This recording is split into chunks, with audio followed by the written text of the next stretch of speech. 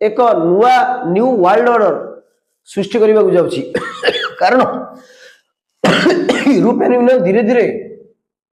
Russia आड़की गति कर अमेरिकार जो मनोभाव से निजुक एक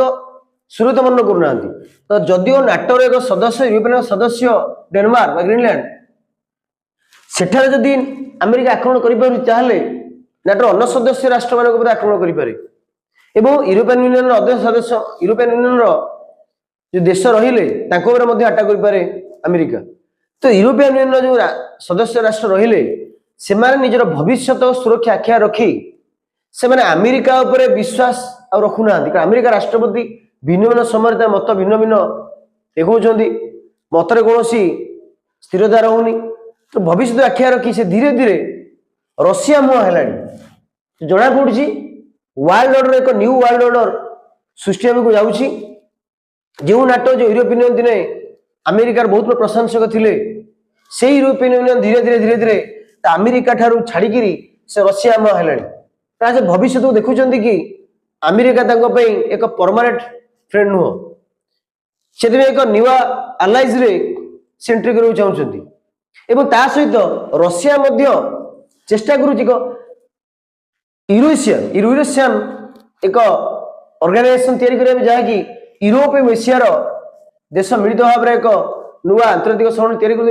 न्यू वर्ल्ड ऑर्डर क्रिएट करिबारे यूरोप एवं एशिया एक प्रमुख भूमिका ग्रहण करू बोली अमेरिका सॉरी रशिया राष्ट्रपति व्लादिमीर पुतिन ऑलरेडी कहि सारी तो बंधुगण निश्चित भाव में ग्रीनलैंड विषय वर्तमान आंतर्जातिक राजनीति रे गुरुत्वपूर्ण प्रसंग भाव में गणा जाउछि ग्रीनलैंड एक स्वायत्त शासन चलने जो डेनमार्क अंडर से रोची तो ग्रीनलैंड आक्रमण कर अर्थ जहाँ डेनमार्क आक्रमण कर जो कन्फ्यूजन होची प्रोब्लेम कौन है कारण डेनमार्क नाटोर एक सदस्य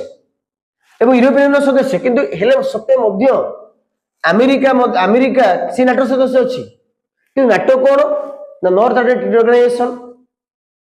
उत्तर अटलांटिक ट्रीटी ऑर्गेनाइजेशन जहाँकि तार प्रमुख वैशिष्ट्य होची यदि नाटोर कौन सदस्य उपर कौन विदेशी राष्ट्र कला तो से मानि ने नाटोर अन्य सदस्य आक्रमण होती मिसिक विरोध कर कौन देखा जाऊँगी जी नाटोर सदस्य सी नाटोर अन्य सदस्य को अध्यक्ष आक्रमण करने को चेष्टा करुँच जहाँकि एक नुआ न्यू वर्ल्ड ऑर्डर क्रिएट करने को एक प्रोत्साहन प्रदान करुँच।